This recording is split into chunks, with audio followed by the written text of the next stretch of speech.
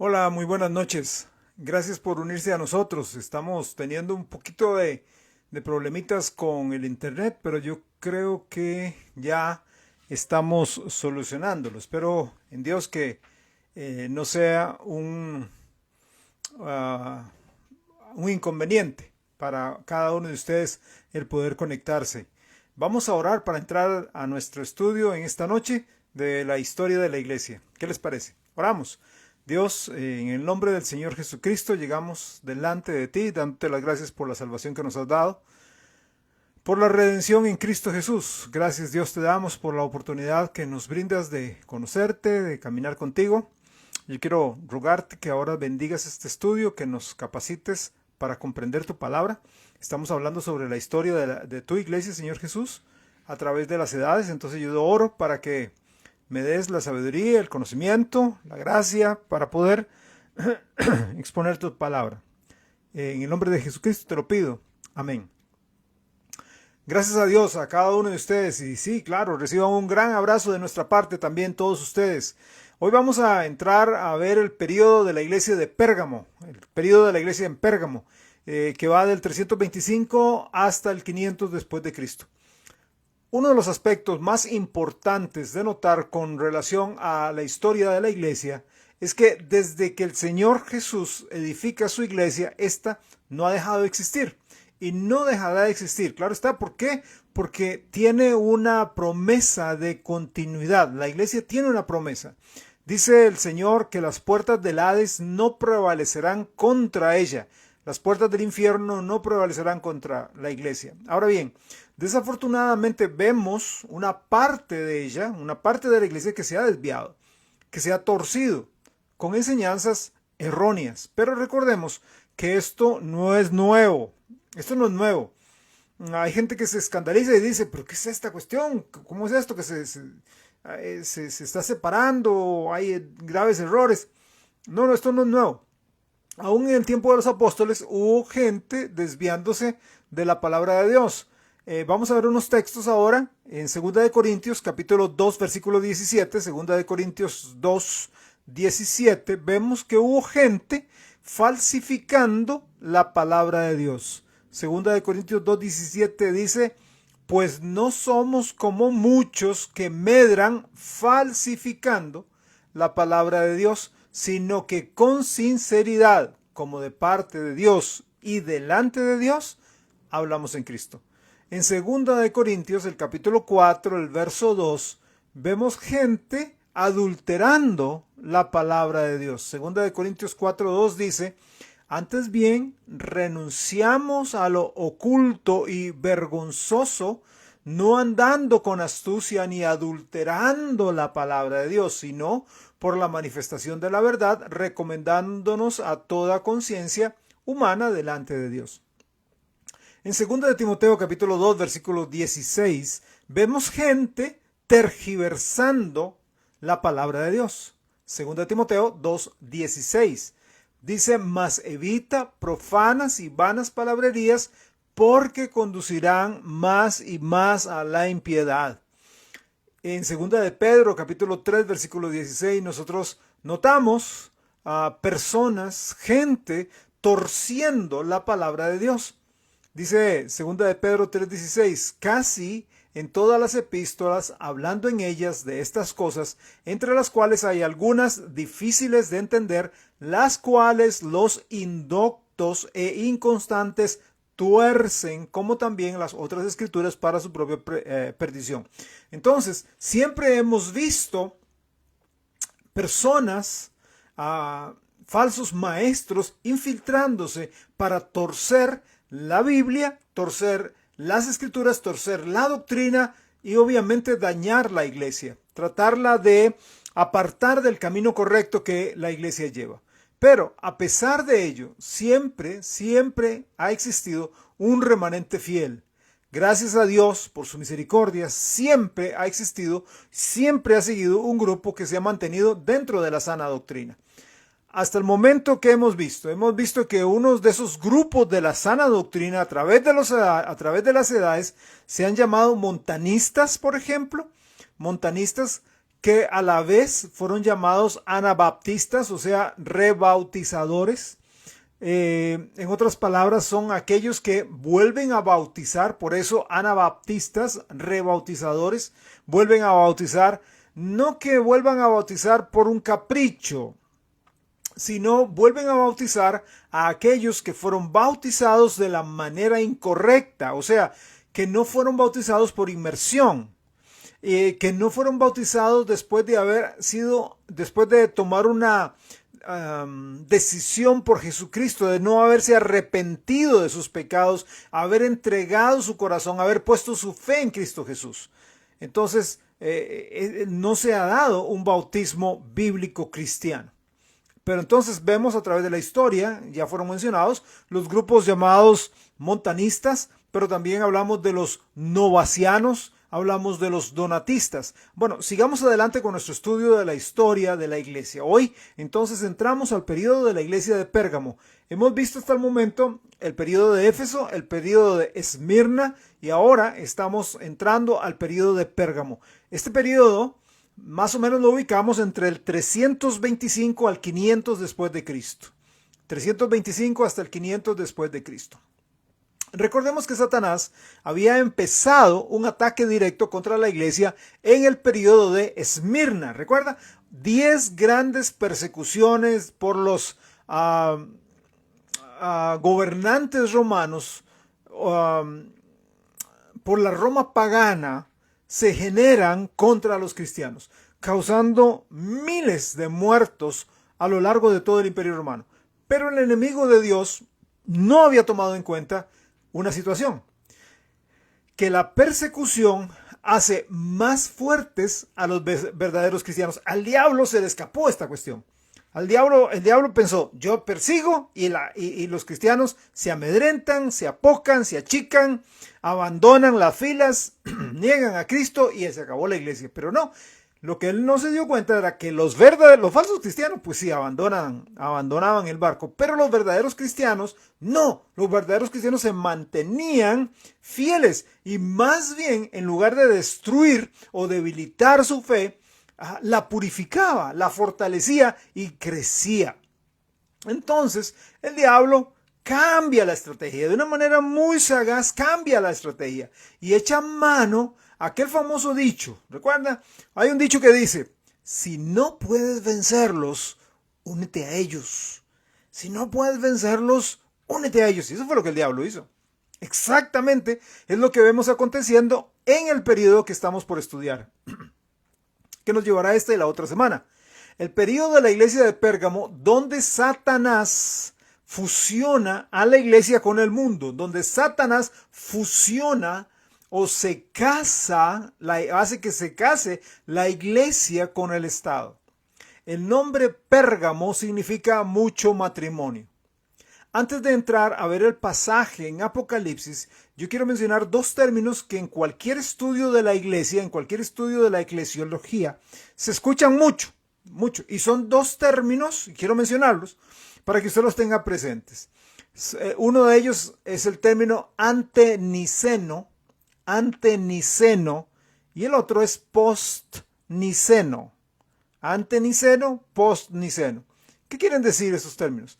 Los antenicenos son los líderes religiosos llamados padres de la iglesia que estuvieron antes del concilio de Nicea. ¿Ok? Entonces cuando dice esas personas, fulano, son padres de la iglesia antenicenos, o sea, antes del concilio de la iglesia. Anteniceno, antes del concilio de la iglesia. Los postnicenos, antes del concilio de Nicea. Los postnicenos son los líderes religiosos o conocidos como padres de la iglesia, entre comillas, que estuvieron después del concilio de Nicea. ¿Ok? Prenicenos antes del concilio y postnicenos después del concilio de Nicea. Ahora sí, tome su Biblia por favor y vamos a Apocalipsis para ver Apocalipsis capítulo 2 para ver este periodo acá registrado en la Biblia. Apocalipsis capítulo 2 por favor si es tan amable, versículos 12 al 17. Apocalipsis 2, 12 al 17. ¿Lo tienen por ahí? Dice la palabra de Dios así, Apocalipsis 2:12. Escribe al ángel de la iglesia en Pérgamo, el que tiene la espada aguda de 2 filos, dice esto: Yo conozco tus obras y dónde moras, donde está el trono de Satanás, pero retienes mi nombre y no has negado mi fe, ni aun en los días en que Antipas, mi testigo fiel, fue muerto entre vosotros, donde mora Satanás. Pero tengo unas pocas cosas contra ti, que tienes ahí a los que retienen la doctrina de Balaam, que enseñaba a Balac a poner tropiezo ante los hijos de Israel, a comer de cosas sacrificadas a los ídolos y a cometer fornicación. Y también tienes a los que retienen la doctrina de los Nicolaitas, la que yo aborrezco. Por tanto, arrepiéntete, pues si no, vendré a ti pronto y pelearé contra ellos con la espada de mi boca. El que tiene oído, oiga lo que el Espíritu dice a las iglesias. Al que venciere daré a comer del maná escondido, y le daré una piedrecita blanca, y en la piedrecita escrita un nombre nuevo, el cual ninguno conoce sino aquel que lo recibe. Ahora veamos qué es lo que dice a grosso modo. No voy a entrar en detallitos de todo el análisis del texto, pero a grosso modo, ¿qué es lo que les dice el Señor a esta iglesia en Pérgamo? En resumidas cuentas, así, en resumen, ¿qué es lo que Dios le está diciendo a los hermanos en Pérgamo, a la gente en Pérgamo? Ustedes tienen que volver a la Biblia. Ustedes tienen que volver a la Biblia, tienen que volver a las Escrituras. Vea, Jesús se describe como el que tiene la espada aguda de 2 filos. El que tiene la espada aguda de 2 filos. La espada de 2 filos, ¿cuál es? ¿Cuál es la espada de 2 filos? Bueno, no tenemos que inventar, no tenemos que improvisar. La espada de 2 filos, según la Biblia misma, es la Biblia. ¿Ok? La palabra de Dios. Recuerda Hebreos capítulo 4 verso 12. Yo le invito para que apunte y lo busque. Hebreos capítulo 4 verso 12 dice, Hebreos 4:12, porque la palabra de Dios es viva y eficaz y más cortante que toda espada de 2 filos. Es más cortante la palabra de Dios comparada con la espada de 2 filos. Penetra hasta partir el alma, el espíritu, las coyunturas y los tuétanos, y discierne los pensamientos y las intenciones del corazón. También busqué Efesios capítulo 6 versículo 17. Efesios 6:17. Aquí se está reafirmando la misma idea. Efesios 6:17 dice, y tomad el yelmo de la salvación, ¿y qué más? La espada del Espíritu, que es la palabra de Dios. Esa espada de 2 filos, según acá Apocalipsis 2, sale de la boca del Señor. ¿Ok? Es interesante que eso mismo, una espada saliendo de la boca del Señor, se menciona 3 veces. 3 veces en 3 lugares acá en el libro de Apocalipsis se menciona. Veámoslo. Apocalipsis 1:16. Apocalipsis 1:16 dice, tenía en su diestra 7 estrellas. De su boca salía una espada aguda de 2 filos, y su rostro era como el sol cuando resplandece en su fuerza. ¿Ok? Eso es Apocalipsis 1:16. Ahora vamos a Apocalipsis 2:16. Apocalipsis 2:16. Por tanto, arrepiéntete, pues si no, vendré a ti pronto y pelearé contra ellos con la espada de mi boca. ¿Ok? Y un texto más, Apocalipsis 19:15. Apocalipsis 19:15. Dice, de su boca sale una espada aguda para herir con ella a las naciones, y él las regirá con vara de hierro, y él pisa el lagar del vino del furor y de la ira del Dios Todopoderoso. Esa espada que sale de la boca de Dios no es una espada literal saliendo de la boca literal del Señor Jesucristo. Es algo raro, ¿verdad? No, no es eso. Jesús está haciendo referencia a las palabras del Señor, a las palabras de Dios que salen de su boca, que son como una espada. Otra vez, eso es lo que dice Hebreos 4:12, ¿no es cierto? La palabra de Dios es viva y eficaz y más cortante que toda espada de 2 filos. La palabra de Dios es una espada. Ahora, vamos a Deuteronomio. Aquí vamos a ver cuatro citas seguidas, creo 4 o 5 citas seguidas. Vamos a Deuteronomio capítulo 4, Deuteronomio capítulo 8, verso 3. Deuteronomio 8:3. Y veamos lo que dice. Dice, Deuteronomio 8:3. Y te afligió, y te hizo tener hambre, y te sustentó con maná, comida que no conocías tú, ni tus padres la habían conocido, para hacerte saber que no solo de pan vivirá el hombre, mas de todo lo que sale de la boca de Jehová vivirá el hombre. Lo que sale de la boca de Dios son las palabras de Dios. Y eso es lo que tenemos nosotros en las Sagradas Escrituras. Ese texto lo comparamos con Mateo capítulo 4, verso 4. Mateo 4:4, donde dice, Él respondió y dijo, escrito está. Y entonces, ¿qué es lo que el Señor hace ahí, Mateo? Trae a colación Deuteronomio, el texto que acabamos de decir. Porque lo que dice Jesús ahí en Mateo 4 es, no solo de pan vivirá el hombre, sino de toda palabra que sale de la boca de Dios. Ahora vamos a Isaías, al profeta Isaías, capítulo 11, verso 4. Isaías 11:4. Dice, sino que juzgará con justicia a los pobres y arguirá con equidad por los mansos de la tierra, y herirá la tierra con la vara de su boca, y con el espíritu de sus labios matará al impío. Con el espíritu de sus labios matará al impío. Entonces esta idea de una espada saliendo de una boca del Señor, de la boca del Señor, es un lenguaje figurativo. Lo que quiere decir, lo que implica ahí es Dios hablando. Todo este universo se hizo por la palabra de nuestro Dios. Él dijo y fue hecho. ¿Ok? Igual será el juicio que Él decretará contra los impíos en el final del tiempo. ¿Ok? Segunda de Tesalonicenses, capítulo 2, verso 8. El último texto ahorita. Segunda de Tesalonicenses 2:8. Dice, y entonces se manifestará, aquí hablando del anticristo, entonces se manifestará aquel inicuo a quien el Señor matará con el espíritu de su boca y destruirá con el resplandor de su venida. El deseo del Señor es que la iglesia de Pérgamo y la iglesia de nuestros tiempos vuelvan a la Escritura, vuelvan a la Biblia, pero tristemente lo contrario es lo que nosotros vemos, tanto durante el periodo de Pérgamo como en el periodo actual. La Biblia ha sido dejada de lado. En el caso específico de Pérgamo, vamos a ver lo que sucedió más adelante, tanto hoy como la próxima semana, dije, Dios primero, y nos deja llegar allá. El Señor alaba a la iglesia de Pérgamo. ¿Qué es lo que dice el Señor? ¿Por qué lo alaba? Lo alaba por sus buenas obras. Alaba las buenas obras de la iglesia de Pérgamo.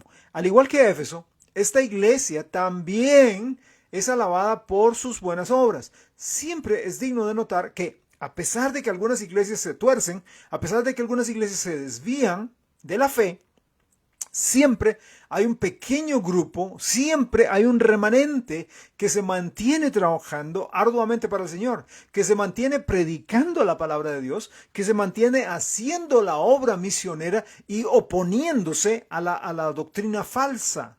Siempre hay un remanente, siempre hay unos cuantos que no doblan su rodilla ante Baal, que no doblan su rodilla ante los dioses de este mundo.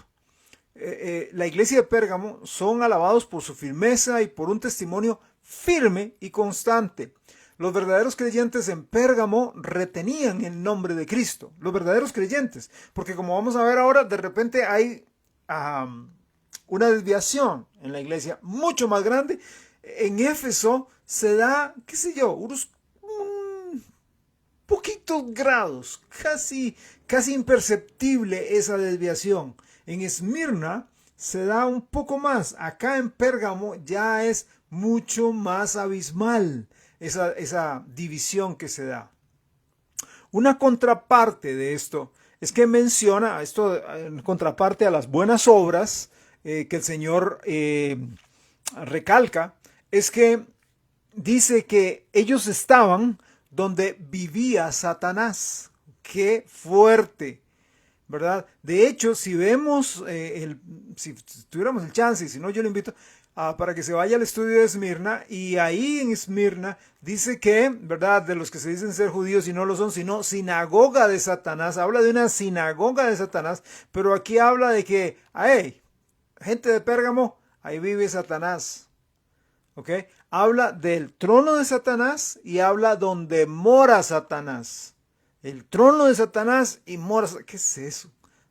Ellos están ahí en Pérgamo, donde mora Satanás, donde vive Satanás y donde está el trono de Satanás. ¿Qué es eso? Bueno, vamos a un poco de la historia de esto dentro de la historia. ¿Ok? Un poco de la historia sobre esto del trono de Satanás dentro de la historia eclesiástica, ¿sí? En el año 133 después de Cristo, por eso la historia, hermanos, a mí me fascina, la historia me fascina, porque lo alumbra a uno tanto, de que uno, wow, entonces comprende mucho más cosas y es más rica todavía el estudio de la palabra. Bueno, en el año 133, punto esa fecha, 133 después de Cristo, los dirigentes del sacerdocio místico de la región babilónica, ¿qué es eso? Sacerdocio, religión mística, Babilonia. Recuerda usted allá en Génesis, vea, el diablo siempre va a copiar todo lo que Dios hace. Y allá en Génesis, el capítulo 11, usted recordará que se habla acerca de la torre de Babel, de una torre que se fue levantando. En realidad no era, a veces, ¿cuál es la idea de la gente cuando hablamos de la torre de Babel? Nos imaginamos como más o menos la torre inclinada de Pisa, ¿verdad? Que es tan grandota que se va corriendo. O algunos se imaginan que son como la torre de Sears en Chicago, esos edificios tan grandes, o Burj Khalifa, si no me equivoco es el nombre, disculpen si lo digo mal, pero este edificio tan grande que está por allá en el oriente, un montón de pisos, gigantesco esta cosa, imaginamos eso, no. La Torre de Babel era una ciudad, era la ciudad de Babel que llegó a ser Babilonia después. Era una ciudad que iba hacia arriba, querían llegar al cielo sin Dios, ¿ok? Querían llegar a Dios sin Dios. Entonces ellos iban levantando una ciudad y dentro de esa ciudad una enorme estructura, una enorme tierra, edificio que fuera llegando hasta el cielo posible, ¿ok? Y había un hombre ahí, un líder, que la Biblia lo llama poderoso cazador delante de Jehová, su nombre era Nimrod. Él es el precursor, Nimrod es el precursor de la religión pagana babilónica que se ha infiltrado increíblemente en la iglesia del Señor Jesucristo. Y desde Génesis capítulo 11 viene esta falsa religión afectando todas las demás religiones. Si usted ve la historia de la religión babilónica y la compara con la china, con la persa, con la romana, con la griega, tiene matices porque todo lo fueron absorbiendo, se fueron infiltrando y dentro del cristianismo llegó a infiltrarse. Bueno, sigamos adelante entonces.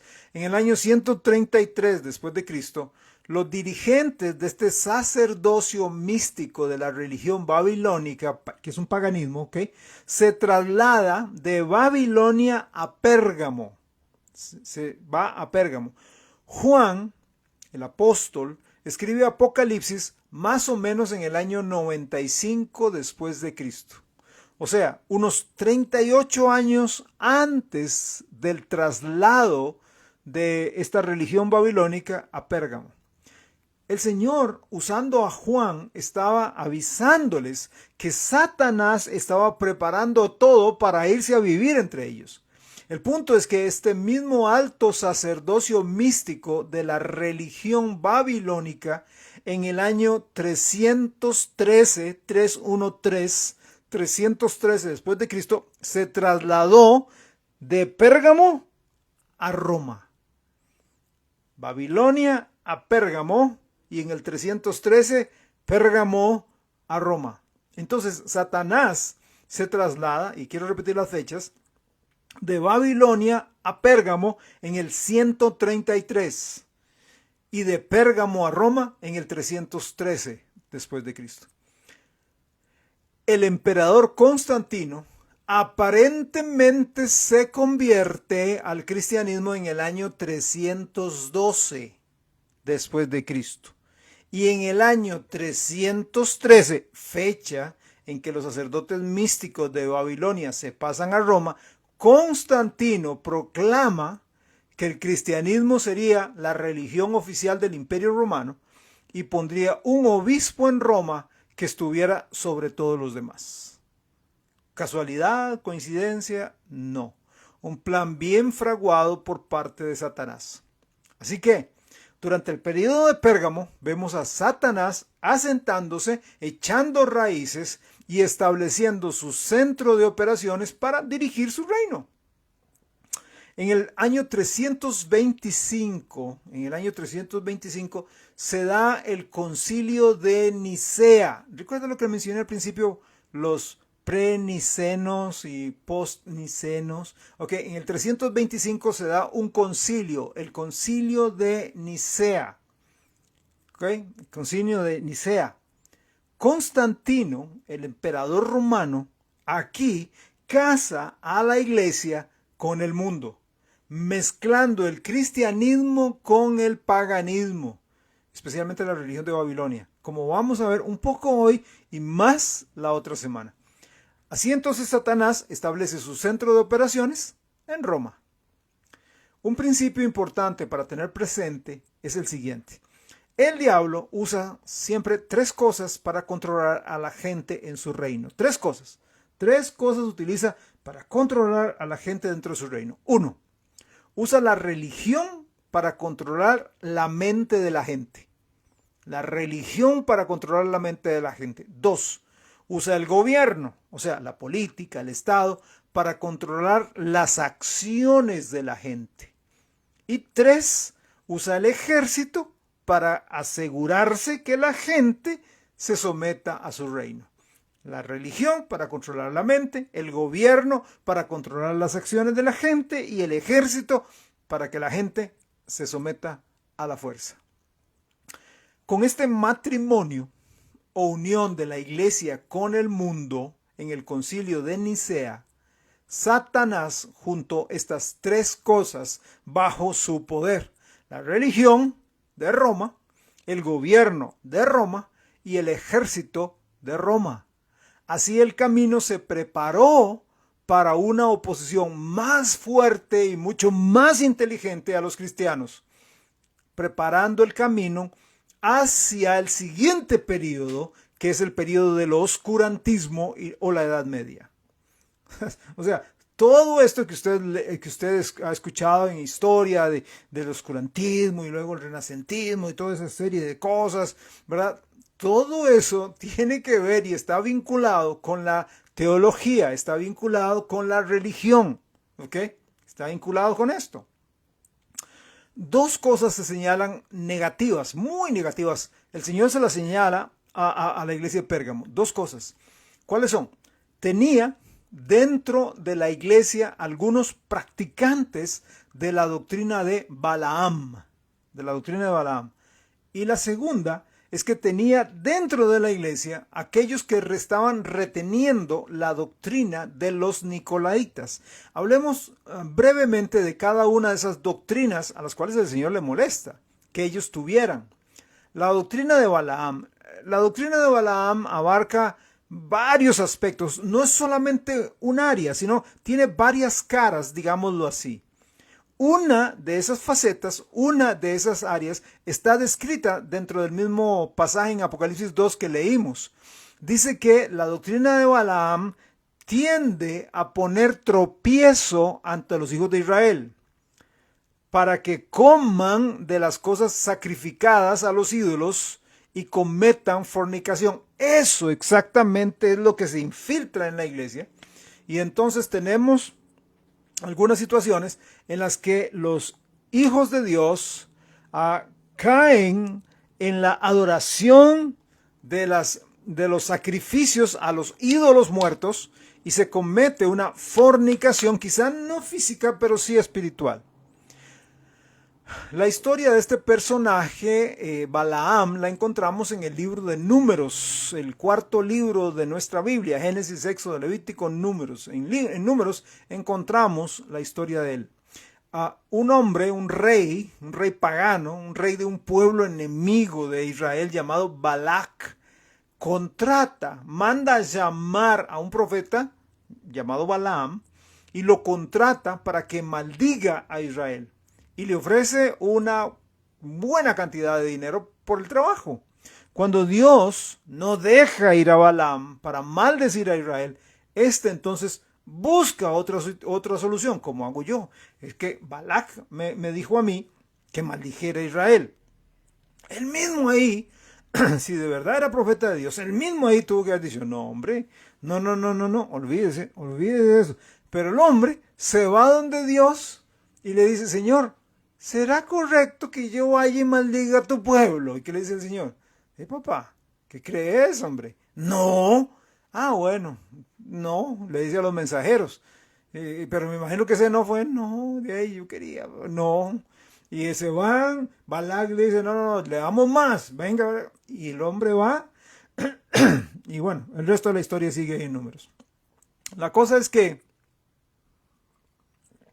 según Números 25, versículos 1 y 2, el pueblo de Dios entonces empieza a fornicar con las mujeres de Moab y a comer. Estas mujeres de Moab obviamente son paganas, parte de la adoración a los dioses moabitas, a los dioses cananeos, parte de la adoración era hacer sus fiestas, hacer sus tortas, hacer sus ceremonias y sacrificar animales a sus dioses. A veces era parte de eso era comer carne cruda, parte de eso era tomar la sangre de estos animales en honor a sus dioses. Y entonces Israel cae en eso, fornica con las mujeres moabitas, come de los sacrificios adorando a sus dioses y se vuelven entonces un pueblo pagano, adorando a los dioses paganos. Y según nosotros leemos, para que usted lo apunte por ahí, en Números capítulo 31, versículo 16, esa idea provino de Balaam. Entonces Balac le dice, maldecime a Israel. Ay, qué tirada, no puedo, tengo que pensar en algo, tengo que idear algo. Ya sé cómo puedo dañar al pueblo de Israel. Voy a decirle a la gente, mira, ¿no has visto a las muchachas de Moab? Qué bonitas son. Y entonces los israelitas van y tienen relaciones sexuales con las mujeres de Moab, fornican con ellas, se casan con ellas y adoran a sus dioses, ¿verdad? Están embebecidos, embrutecidos, dejaron al Dios verdadero, entonces empiezan a adorar a los dioses falsos. Dios se enoja y Dios los castiga. Y Balaam ganó. Ok, esa es la doctrina de Balaam. Repito, es parte, porque hay más cosas que involucran la doctrina de Balaam. Pero eso es parte. Ok, pero no solamente, dice el Señor, no solo tienen la doctrina de Balaam, sino también tienen dentro de ustedes la doctrina de los nicolaitas. Ahora, esta doctrina tiene, ya hablamos un poquito de ella anteriormente, pero esta doctrina tiene que ver con una división hecha por los hombres, hecha por los humanos, no por Dios. Por favor, usted que me escucha, que tal vez no tiene una trayectoria en la iglesia, no es que fue de Dios el que hizo esta división. No, es el hombre, el ser humano, el que se mete y estropea el plan de Dios siempre. ¿Ok? Entonces, esta doctrina de los nicolaitas es una división hecha por los hombres donde se categoriza por un lado al clero. ¿Quiénes se conforman el clero? Los intelectuales religiosos, los estudiados en las cosas bíblicas, los que están más cerca de Dios. Y por otro lado, están los laicos. ¿Y quiénes son los laicos? El pueblo. Los miembros de la iglesia que son ignorantes de las cosas santas y ellos no están tan cerca de Dios como el clero. ¿Okay? Esta división lo que produce es un control. Es un dominio, en cierta forma, una conquista por parte de los religiosos hacia el pueblo. Esto es muy delicado porque pone a unos por encima de otros en materia de fe y práctica. Ya no es la Biblia, ya no es la Biblia la que nos rige. Ahora es un grupo de personas que se reúnen, hacen concilios que son humanos y toman decisiones acerca de lo que es bueno o malo, correcto o incorrecto, de lo que agrada a Dios o no agrada a Dios, de lo que es adorar a Dios o lo que no es adorar al Señor. O sea, no es Dios reinando, es el hombre reinando. No es Dios guiando a tomar las decisiones y usando a su Espíritu Santo, sino es el ser humano por sí mismo. Acá es donde empiezan a aparecer los concilios eclesiásticos, donde los clérigos, no el pueblo, los clérigos son los que llegan a tomar las decisiones. Ahora, estas dos falsas doctrinas son las que la iglesia de Pérgamo mantenía. Ahora, ¿cuál es la amonestación del Señor para Pérgamo? La amonestación es arrepiéntanse. Arrepiéntanse de permitir esas doctrinas en medio de la iglesia. Toda falsa doctrina debe enfrentarse y corregirse a la luz de la Biblia, pero no se puede cohabitar con ella. ¿Qué pasaría si ellos no se arrepentían? Pues lógicamente habría consecuencias. El Señor dice que si no se arrepentían, vendría y pelearía contra ellos. Dios quiere que los cristianos verdaderos usemos la Biblia para oponernos a la falsa doctrina. Pero para poder usar la Biblia necesitamos conocer la Biblia. Por eso, hermanos, este pastor siempre está diciéndoles, hay que leer la Biblia, hay que estudiar la Biblia, hay que permanecer en la Biblia, hay que hacer de la Biblia, ¿verdad? Nuestro pan diario, hay que comer la palabra de Dios. Ahora no podemos quedarnos de brazos cruzados viendo cómo se enseñan las doctrinas erróneas hoy que se están enseñando y cómo se han infiltrado las prácticas no correctas de acuerdo a la moral dentro de la misma iglesia. Doctrina y moral, vamos a ver, falsa doctrina e inmoralidad se ha metido montones en la iglesia y los creyentes, estamos durmiendo en los laureles.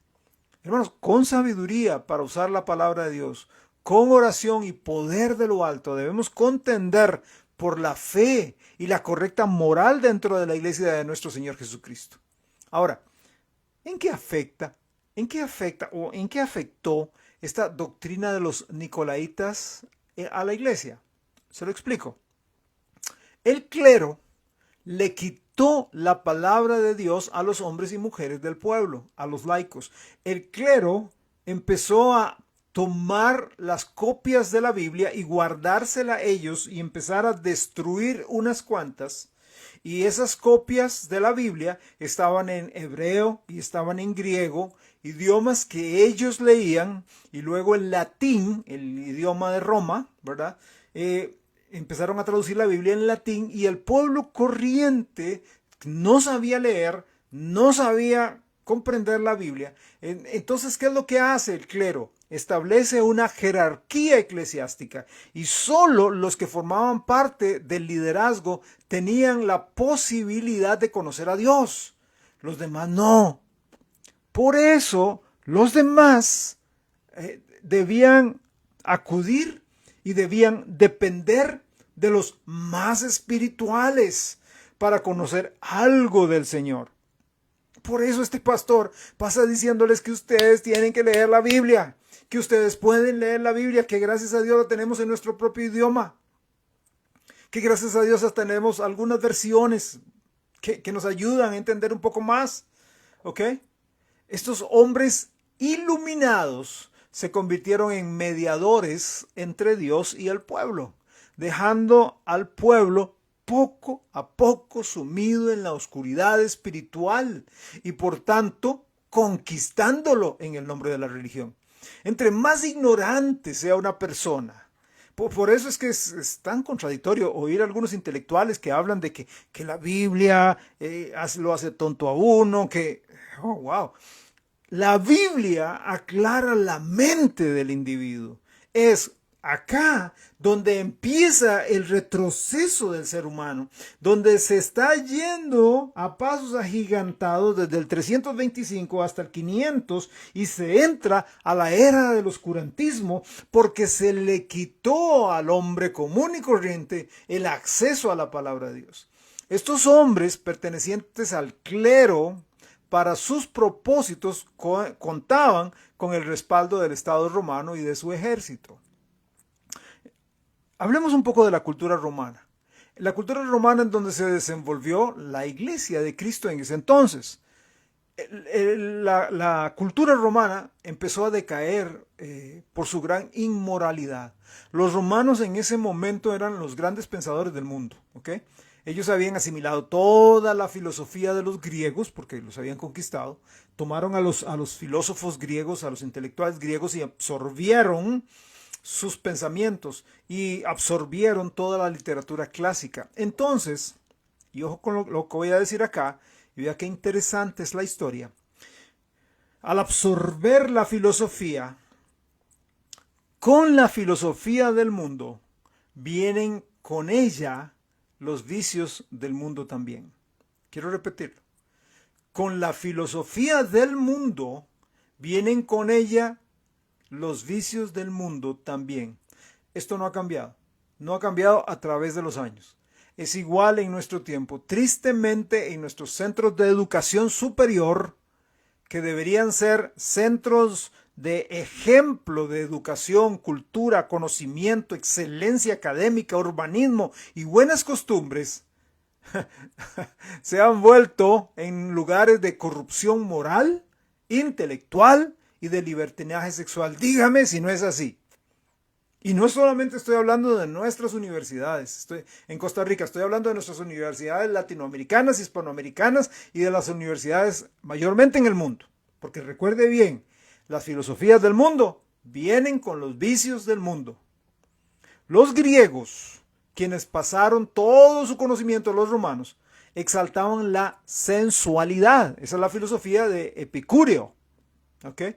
Habían dos grupos grandes, los epicúreos y los estoicos, pero principalmente a quién seguía la gente, mayormente a Epicúreo, ¿verdad? Porque era la filosofía de la sensualidad. Exaltaban los griegos y llegó a absorberlo los romanos, exaltaban el libertinaje sexual, la promiscuidad, además de aceptar, promover y exaltar la homosexualidad. Muchos emperadores, miembros del Senado, propiciaban las orgías, que no solamente dañaban al individuo, dañaban los matrimonios, sino también dañaban a la sociedad. Es por eso que el Imperio Romano decayó como resultado natural del desmoronamiento interno de su cultura, de su sociedad. Satanás que no está dormido, que no se duerme en los laureles, aunque no lo sabe todo, estudia, analiza, medita, planea, es un estratega, y él, sabiendo que la Roma imperial iba en detrimento, iba a caer, pronto sería su caída. Y al ver que los cristianos asesinados por estos no cedían, no disminuían, sino que iban en aumento, cambia la táctica Satanás y hace que los paganos se vuelvan religiosos, que se vistan de cristianos, no que sean cristianos, no que se conviertan de corazón al Señor, sino que aparenten, que parezcan ser cristianos. Es así como el emperador Constantino se convierte en cristiano. De hecho, es muy interesante cuando usted ve algunos tomos de historia eclesiástica o algunos artículos donde hablan de Constantino y lo llaman San Constantino y dicen que fue el primer gran cristiano que hubo. ¡Qué barbaridad! ¡Qué ignorancia de la misma historia de este hombre! ¿Quién era Constantino? Ok, en los pocos minutos que me quedan voy a explicar algo sobre Constantino y más entraremos la otra semana, ¿ok? Constantino nació más o menos entre el año 272 al 274 después de Cristo. Ahí hay un desfase, ¿verdad? 272 al 274 después de Cristo. Y él muere en el 337. Este sí dato es más certero. 337, ahí muere. Él fue nombrado emperador por sus tropas en el año 306. Constantino, como buen romano, como buen general romano, era devoto del dios Sol y también era devoto de Apolos, el dios greco-romano, porque tanto los griegos como los romanos adoraban a Apolos, que era el dios, este era un dios multifacético, ¿verdad? Porque era el dios de la luz, el dios de la sanidad, el dios de la música, la poesía, la profecía, principalmente Apolos era el dios de la belleza. Al morir el papá de Constantino, como mencioné, estando en cierto lugar, el ejército entonces lo nombra, el papá de Constantino era el emperador en ese entonces. Entonces al morir, Constantino estaba con su papá. Al morir, entonces sus ejércitos, sus legiones, lo nombran como emperador. Pero, por otro lado, en Roma, el pueblo romano nombra como emperador a Magencio. Acuérdense de ese nombre, Magencio. Entonces tenemos dos emperadores en Roma, pero no pueden haber dos emperadores a la misma vez. Tenemos por un lado Constantino, que no estaba en Roma, y a Magencio, que sí estaba en Roma. Constantino, escogido por sus ejércitos, Magencio por el pueblo. Y entonces lo que pasa es que se entabla una lucha por el poder entre ambos. ¿Ok? Ahora sí, vean acá. En el año 312, Constantino se enfila para pelear contra Magencio. Y dice, ok, vamos toma todas sus legiones, toma todos sus ejércitos y dice, vamos a Roma. Vamos a pelear y vamos a vencer y vamos a destrozar a Magencio. Un día antes de la batalla, Constantino se arrodilla ante su dios, el dios Sol, para adorarlo e implorar ayuda en la batalla que tendría al día siguiente. Un hombre religioso, pagano pero religioso. Qué interesante, muchas veces los paganos son más religiosos y más fervientes adoradores que los mismos cristianos. El hombre está orando ahí a su Dios, implorándole la victoria. Mientras él adoraba a su Dios, tiene una visión. Según cuentan, vio unos rayos negros saliendo del sol, ¿okay? Saliendo diagonalmente del sol. Y en su cabeza, Constantino oye una voz que le dice, Cristo.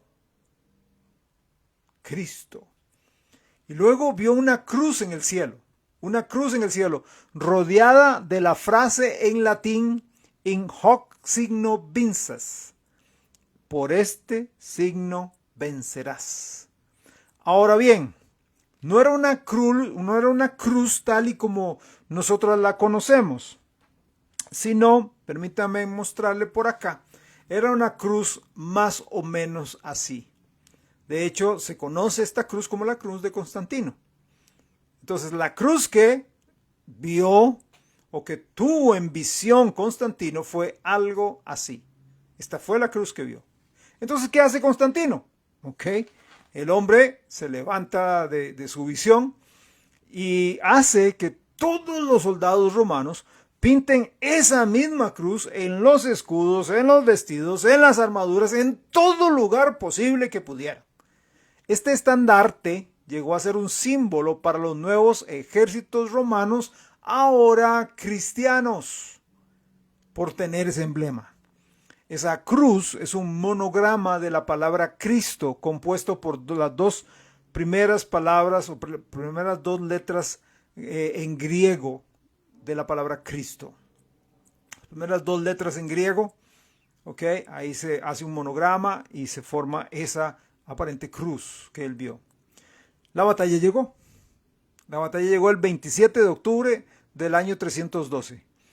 Y salió victorioso, adivinen quién, Constantino, derrotando a Magencio y a su ejército. Y toma entonces el control de Roma y de todo el imperio romano. Pero a pesar de su supuesta conversión, él siguió en el paganismo.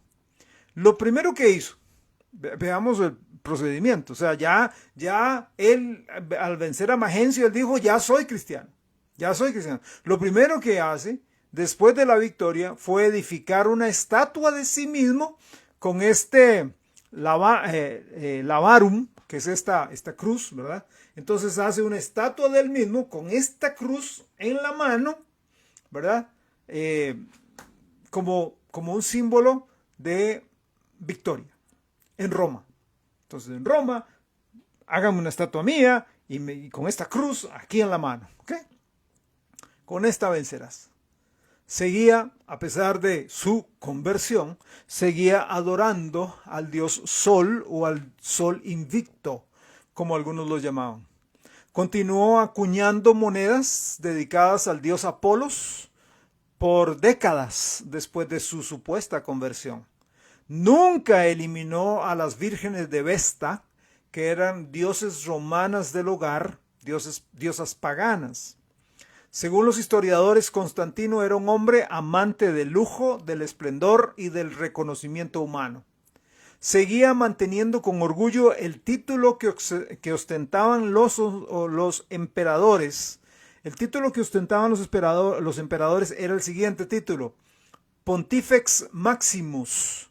Pontifex Maximus, o sea, máximo o sumo pontífice. Ese título es del paganismo adoptado de los cultos paganos provenientes de Babilonia, que los romanos, la Roma imperial, al fusionarse con estos, entonces el gobernador, el emperador, entonces dice, pues yo ahora soy el máximo pontífice. Un pontífice es un constructor de puentes. Pontífice, eso es lo que significa. Yo soy el máximo constructor de puentes. Momentito. Máximo constructor de puentes. ¿Puentes de qué? ¿Entre quién? Dios y los hombres. Por eso el culto a los emperadores. Por eso la gente adoraba a los emperadores. Porque ellos eran la máxima representación, el máximo puente que unía a Dios Todopoderoso con los hombres. Bueno, Constantino traslada su trono de Roma a Constantinopla. ¿Qué le suena? Constantinopla, la ciudad de Constantino. Diciendo que lo hacía porque Dios se lo había pedido. Trajo estatuas paganas de otras ciudades para decorar esa nueva ciudad, y lo que hace es cambiar los nombres de esos dioses paganos por santos muertos, por creyentes muertos. Ya no va a ser Apolos, por decir algo, ahora va a ser San Pedro. Ya no va a ser tal, va a ser tal. Esta virgen pagana ya no va a ser, sino va a ser la Virgen María. ¿Okay? Una de las estatuas que él trajo fue la estatua de Apolo. ¿Recuerdan la estatua de Apolo? La cual, al traerla, él hace algo. Constantino le corta la cabeza a la estatua. ¿Para qué? Para humildemente pedirle a los artesanos que hicieran una cabeza parecida a él. Y entonces que encima de Apolos, ¿verdad? Me imagino que un cuerpo atlético y toda la cosa, le pusieran la cara o la cabeza de Constantino. Constantino no se bautizó hasta estar en su lecho de muerte. Él dijo que el bautismo era el sello de la salvación. Y eso es lo que mucha gente en la iglesia, a través de la iglesia, ha ido creyendo a través de los años. Según sus últimas palabras, después de bautizarse fueron: yo soy digno de la vida eterna. En su funeral pusieron a Constantino en un ataúd de oro e hicieron una procesión a través de la ciudad con otros 12 ataúdes, proclamando que Constantino era el apóstol 13º. O sea, que el 13º apóstol era Constantino. Eusebio escribió lo siguiente sobre Constantino.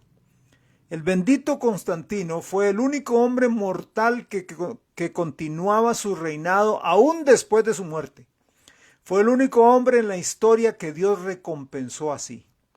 Él fue el único monarca quien en todas sus obras honró al Todopoderoso y a Cristo. Oiga, Dios se lo hizo claro a todos los que tenían inteligencia y que el alma de Constantino gozaría de un reino sempiterno y sin fin.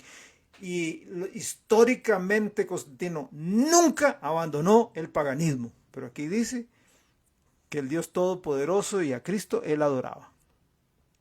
También este hombre habla de Constantino y dice: Constantino nunca se sometió en materia alguna a la autoridad pastoral de la iglesia. Constantino siempre se reservó el derecho de determinar sus propias prácticas religiosas, pues se consideraba a sí mismo como obispo de obispos. Repetidamente, aún después de su propia conversión, Constantino participó en ritos paganos que le estaban vedados al pueblo común de los cristianos. O sea, él hizo el favorcito.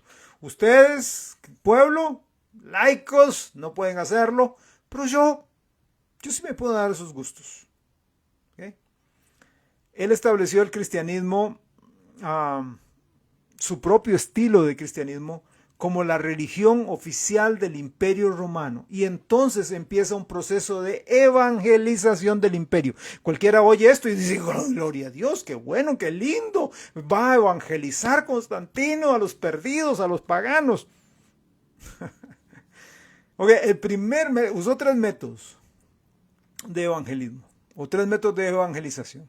Su primer método de evangelizar fue utilizando un sistema humanamente muy sagaz. Muy sagaz, qué bárbaro este hombre.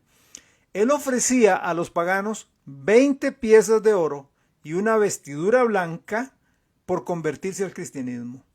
El que quiera convertirse en cristiano, yo le doy 20 piezas de oro y un vestido blanco, bien bonito. Recuerden la pobreza que había, ¿verdad? 20 piezas, wow, y un vestido, yo me hago cristiano. ¿Qué tengo que hacer? Nada más bautícese.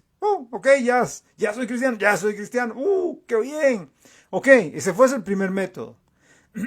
Comprando, pagando para que usted se hiciera cristiano. Su segundo método de evangelización fue el siguiente, fue a la fuerza. Si un pagano no quería convertirse por el dinero y la vestidura, entonces era amenazado con la muerte. Y si todavía no quería convertirse, lo asesinaban. Lo asesinaban. ¿No quiere convertirse? ¿No quiere ser cristiano? Entonces te voy a matar. ¿No le suena a usted a la historia de conquista de América? América Latina. No tanto los Estados Unidos, sino México hacia Tierra del Fuego. Atahualpa, o te convertís o te mato. Cada uno de los diferentes caciques o se convierten o los matamos. ¿Qué escogen? Y aquí quiero hacer un paréntesis ya casi terminando, porque quiero dar el tercer método de evangelismo y la conclusión. Una de las características del Señor Jesucristo es que la iglesia de Cristo nunca fuerza a nadie para que se entregue a Cristo. La iglesia del Señor Jesucristo nunca coacciona a nadie para que se entregue a Dios. La iglesia del Señor Jesucristo tiene la misión de evangelizar, y ellos lo que hacen, la iglesia de Cristo, lo que hacemos es hablamos de Cristo, invitamos a la gente que abran sus ojos, que entreguen su vida a Dios, pero si no quieren hacerlo, es su decisión. La iglesia de Jesucristo, la iglesia verdadera, nunca forzó a nadie, nunca persiguió a nadie y nunca mató a nadie. Pero sí, la iglesia mataba, no la de Cristo. No el remanente verdadero. Es el brazo que se torció, es el brazo que se corrompió por Satanás, por unirse a las religiones paganas, por casarse con el mundo, por seguir las ideologías y filosofías del mundo. no la iglesia de Cristo. ¿Cómo la iglesia de Cristo va a matar gente? Jamás, es totalmente contraria con la enseñanza de Cristo Jesús. Totalmente contraria. Entonces, tenemos dos métodos de evangelismo que hemos dicho. Uno, ¿verdad? Ahí, por plata, ¿verdad? Se convierte los 20 monedas de oro y 20 piezas de oro y un vestido. Si no, entonces, lo voy a matar, ¿ok? Esos eran los dos métodos principales que se utilizaban para eso, ¿verdad? Por chantaje o a la fuerza, ¿ok? Bueno, el tercer método va de la mano. El segundo método es, le meto miedo, te voy a matar, tenés que convertirte, porque si no hay consecuencias. Y el tercer método, entonces, como no se convertían, lo mataban, ¿ok? Los paganos se convertían siendo bautizados. Una vez bautizados, eran cristianos inmediatamente. Eran cristianos inmediatamente. Bueno, hemos visto bastante, pero aún falta mucho más. Satanás se infiltra en la iglesia y empieza a hacer cambios drásticos que permanecen hasta el día de hoy. El Señor nos dijo que teníamos que velar y que estuviéramos despiertos porque iban a meterse dentro de la iglesia lobos que iban a dañar, y eso es lo que ha pasado a lo largo de los años. Iglesia del Señor Jesucristo, casa de pan amada, mantengámonos en la palabra de Dios, bajo la iluminación del Espíritu Santo y de la mano con la historia, para que evitemos caer en los errores en que millones viven hoy. Y con amor, oración, humildad y respeto, compartamos el Evangelio transformador de Cristo Jesús, porque solo en Él hay esperanza de salir de cualquier iglesia que se ha desviado, de cualquier iglesia que enseña una falsa doctrina. Vamos a orar. Padre, en el nombre de Cristo Jesús, yo te agradezco por tu misericordia, tu bondad. Te agradezco, Señor, por el remanente que siempre ha existido hasta el día de hoy. Yo oro, Padre, para que nos abras los ojos del entendimiento y estemos prestos a presentar defensa con mansedumbre y reverencia ante cualquier persona que demande razón de por qué creemos lo que creemos. Dios, ayúdanos a conocer la historia de la iglesia, nuestra iglesia, Padre, y que tengamos cuidado cuando ésta se está torciendo. En el nombre de Cristo yo pido tu dirección en todo. Amén. Amén. Que el Señor los bendiga. Gracias por acompañarnos. Para mí es una enorme bendición. De hoy en 8, como dije, vamos a seguir Dios primero con la segunda parte, porque necesitamos ver qué pasa con Constantino, quiénes otros grupos se levantan ahí apoyando las ideas de Constantino y tergiversándonos un poquito. Vamos a hablar del concilio, el concilio de Nicea o el concilio niceno y todo lo que viene, y algunos cristianos que empiezan a oponerse fuertemente a esto. Así que les invito a acompañarnos la próxima semana, los jóvenes, si hay jóvenes que nos acompañan acá, y padres, quiero decirles, este sábado no tenemos grupo de jóvenes, sino que va a ser el viernes. Viernes a las 7 de la noche tendremos una noche de juegos para tener a los muchachos, para compartir con ellos, para pasar un rato bien lindo con ellos. Entonces, jóvenes que me escuchan, papás,